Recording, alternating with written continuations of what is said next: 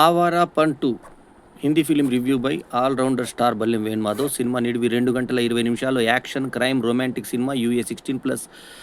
So వచ్చినటువంటి ఈ cinema censor సర్టిఫికేట్తో వచ్చిన ఈ సినిమా 14 ఆగస్టు 2026న విడుదలైంది. ముద్దుల హీరోగా పేరు తెచ్చుకున్న ఇమ్రాన్ హష్మీ హీరోగా నడిచిన సినిమా ఇది. Drawn back into the underworld, Shivam finds his future hinging on redemption, love, and sacrifice. As bonds deepen and conflicts sharpen, each decisions he makes tests his receive and shapes the fate that awaits him. Imran Hashmi హీరోగా నటించిన ఈ సినిమాలో ఆయన శివం పాత్రను పోషించగా దిశా పటాని నటించింది. క్లైమాక్స్లో పిర్రలు బయటకు కనబడేలా ఉన్నటువంటి ఒక స్విమ్ సూట్ వేర్ని ప్యాంట్లో వేసుకొని అది సగం కనబడేలా పిర్రల పైన కనబడేలాగా వదులుగా పెట్టుకుంటుంది. అది ఎమోషనల్ సీన్. పిల్లల్ని రక్షించి హ్యూమన్ ట్రాఫికింగ్ చేసినటువంటి, చైల్డ్ ట్రాఫికింగ్ చేసినటువంటి ముఠాను పట్టుకున్న సన్నివేశంలో దర్శకుడు వాడిన డ్రెస్ ఏంటయ్యా అంటే జీన్స్ ప్యాంట్ వేసి ఆ జీన్స్ ప్యాంట్ని లూజ్ చేసి ఆ వెనక నడుము కనబడేలాగా, పిర్రలు కనబడేలాగా ఆ లోపల ఒక స్విమ్ వేర్ వేసి దాని మీద ప్యాంట్ తగిలిచ్చాడు. అది ఊగింది కిందికి, ఇంత ఇంచు దారి జారి. అది ఎమోషనల్ సీన్లో పెట్టాడు. షబనా ఆజ్మీ ఒక ఇంపార్టెంట్ పాత్రలో, విలన్ పాత్రలో నటించింది ఈ సినిమాలో. ఈ సినిమాకి నితిన్ కక్కర్ దర్శకుడు కాగా, ముఖేష్ భట్ ప్రొడ్యూసర్ కాగా, ఇంకో ప్రొడ్యూసర్ విశేష్ భట్. ఇక సినిమా నిర్మాణం ఎలా ఉంది, ఏం సంగతి అంటే, సినిమాల్లో కొన్ని సినిమాలు వేరయ్యా, చెత్త సినిమాలు వేరయ్యా అన్నట్టుగా ఇది ఒక చెత్త సినిమాల్లో ఒక మంచి చెత్త సినిమా అని చెప్పుకోవచ్చు. మంచి చెత్త సినిమా ఎందుకన్నానంటే ఇందులో ఫైట్స్ మేల్ రకం ఫైట్స్ ఉన్నాయి. ఇందులో కొన్ని యాక్షన్ సన్నివేశాలు ఇంగ్లీష్ హాలీవుడ్ సినిమాల్ని తలబెట్టే విధంగా ఉన్నాయి. ఇందులో BR 1263 అనే వెహికల్ని హీరో వాడతాడు. ఓపెనింగ్లో ఏంటంటే ఒక దొంగల ముఠా గురించి చూపిస్తారు. ఒక పెద్ద డ్రగ్ స్మగ్లర్ ఉంటాడు ఒక అతను. ఆ డ్రగ్ స్మగ్లర్కి 3 పిల్లలు. అతను భార్యను కొన్ని అనుమానాస్పద పద్ధతుల్లో చంపేస్తారు. అది కొడుకే చంపాడని తర్వాత చూపిస్తారు మనకి. అయితే కూతుర్ని కూడా అతను స్మగ్లర్ని చేయాలన్నటువంటి ప్రయత్నం చేస్తుంటే చిన్నతనంలోనే పెద్ద కొడుకు నరికేస్తాడు ఒక వ్యక్తిని. ఉల్టా ఉంటే ఆ తాడుగొట్టు అని కూతురు అంటే అతను తాడుగొట్టి చూపిస్తాడు కొడుకు. ఆ అమ్మాయి ఇద్దరు సోదరులు ఆమెకి. ఆ ఇద్దరు సోదరులు ఒక అతను మానసిక వికలాంగుడు. ఈ 3 క్యారెక్టర్ల మీద సినిమా నడుస్తుంది. అతను చూడ్డానికి చాలా పొట్టిగా ఉన్న, ఆ పెద్ద పర్సనాలిటీ లేకపోయినా మంచి హావభావాలు చూపించాడు. ఇద్దరు సోదరులు కూడా, విలన్గా చేసిన అతను, ఆ మానసిక వికలాంగుడిగా చేసిన అతను.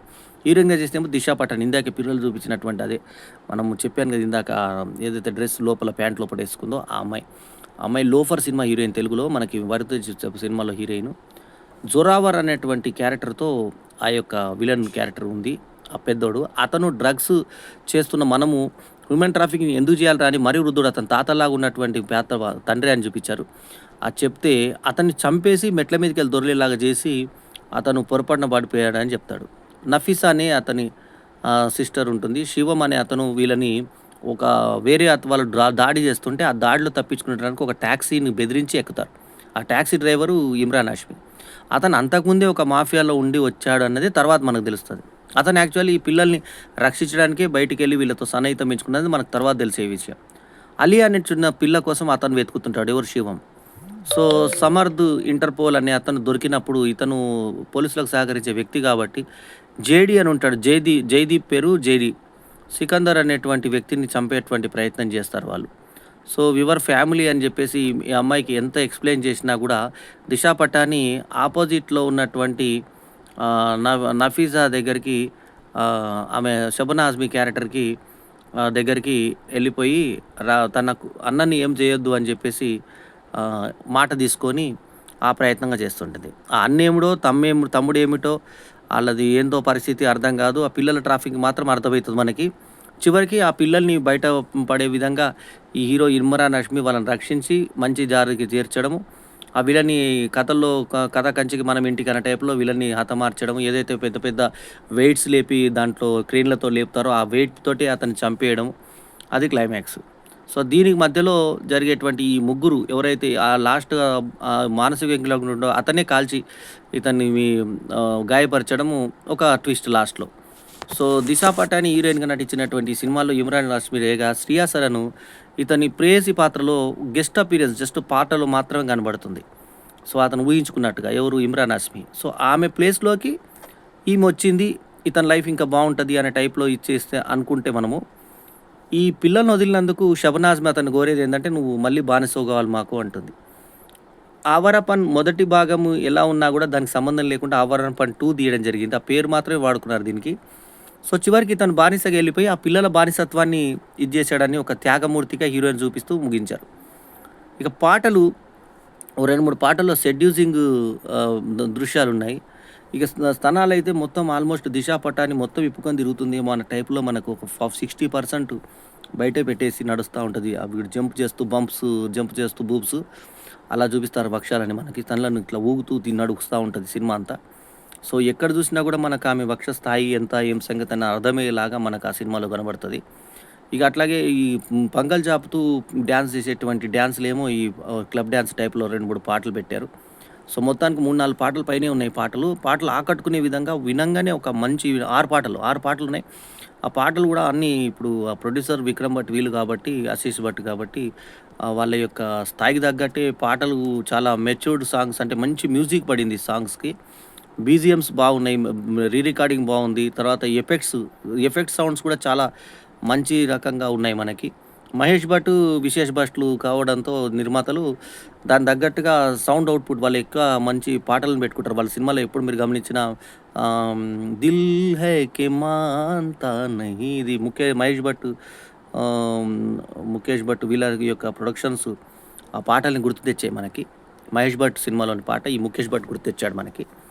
సో, మొత్తానికేంటంటే ప్రొడ్యూసర్స్ కొంచెం వాల్యూ ఉన్న ప్రొడ్యూసర్స్ ఉండడంతో నితిన్ కక్కర్ డైరెక్షన్ గూడా పర్వాలేదనిపించే స్థాయిలో మనకి నిర్మాణ విలువలు బాగున్నాయి.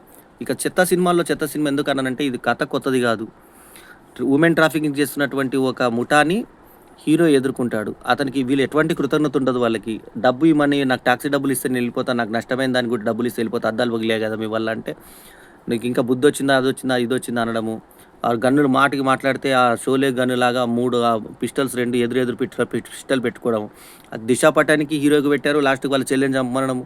అన్నీ కూడా ట్రాష్ లాగా అనిపిస్తాయి మనకు. ఒక్క సీన్ కూడా సహేతుకంగా లేదు ఈ సినిమాలో. ఒక్కటంటే ఒకటి బాలేదు. ఒకటే బాగున్న అంశం ఏందంటే చైల్డ్ ట్రాఫికింగ్‌ని అరికట్టడానికి హీరో కష్టపడ్డాడు. వాళ్ళ కొరకు ఇతను బానిసగా వెళ్ళాడు అనేది ఒకటే. షబనా ఆజ్మీ చాలా వృద్ధురాలైద్ది. ఆమె చాలా అద్భుతమైన నటి. ఆమె పెర్ఫార్మన్సు, ఆమె క్యారెక్టర్ మాత్రం చాలా అద్భుతంగా చేసిందామె. అట్లాగే ఇమ్రాన్ హష్మీ కూడా బాగా చేశాడు. కొంచెం లావైనా కూడా ఇతను ఈ మధ్యలో 'ఓజీ' తెలుగు సినిమాలో విలన్‌గా నటించినటువంటి ఇమ్రాన్ హష్మీ 'ముద్దుల వీరుడుగా' 'మర్డర్' సినిమాతో మనకందరికీ పరిచయమైన సంగతి అందరికీ తెలిసిందే. అతనికి మాత్రం ఇది బ్రేక్ సినిమానే అని చెప్పాలి. చేశాడు అతని వర్కయితే. 'ఆవారా పన్ 2' చెత్త సినిమా ఎందుకనంటే ఇందులో కొత్తదనం కథ ఏం కొత్తదనం లేదు. ఒక యాక్షన్ సన్నివేశాలు ఒక్కటే బాగుండి అవి పర్వాలేదనిపిస్తాయి. పాటలొక్కటి బాగున్నాయి. అలరించే విధంగా ఉన్నాయి. 'దిశా పటాని' ఎక్స్‌పోజింగ్‌గా తనలు చూడడానికి మనం వెళ్తే ఈ సినిమా హ్యాపీ. ఇక మీరు సినిమాకి ఇంకేదైనా ఎక్స్‌పెక్ట్ చేసిపోతే మాత్రం దీంట్లో అన్‌హ్యాపీయే ఉంటది మనకి. యాక్షన్ సన్నివేశాలు మాత్రం అలరించే విధంగా ఉన్నటువంటి ఈ సినిమాకి నేను ఇస్తున్నటువంటి rating 2.75/5 is my review rating. 'Awara పన్ 2' సినిమా ఒక ఆవారా పని చేసినట్టే అనిపిస్తది చూస్తే. సో, ఈ రెండో పార్ట్ కాబట్టి 2 సార్లు ఆవారా పని చేసినట్టు మనకు అనిపించేయడం ఆహ్, ట్విస్ట్ అనమాట. సో, ఎల్లప్పుడూ మీ ఆదరాభిమానాలను ఆశించే me all rounder star Ballem Venumadhav. నమస్తే. జై హింద్.